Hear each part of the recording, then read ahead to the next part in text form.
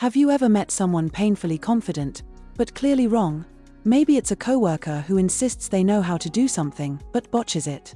Or someone on social media shouting opinions like a certified expert when they're miles from the truth.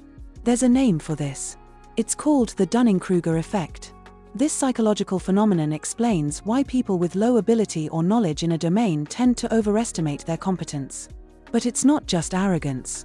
It's a cognitive bias, a glitch in how we evaluate ourselves. Let's break it down. In 1999, psychologists David Dunning and Justin Kruger conducted a series of studies.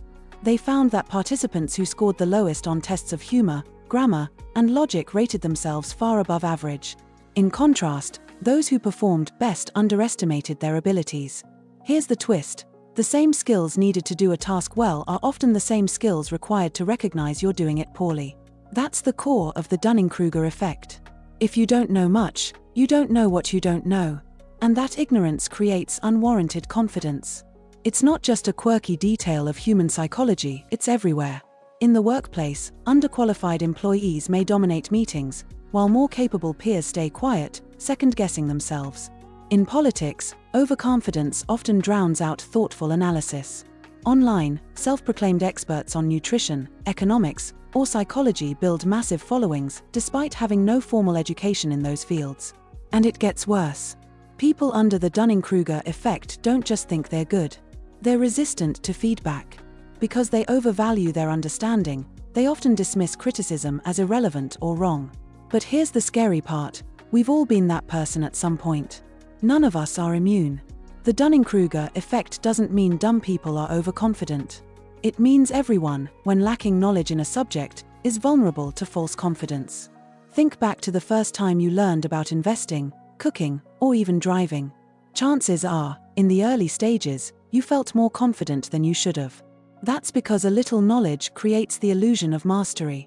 When you first learn a little about something, your confidence spikes fast.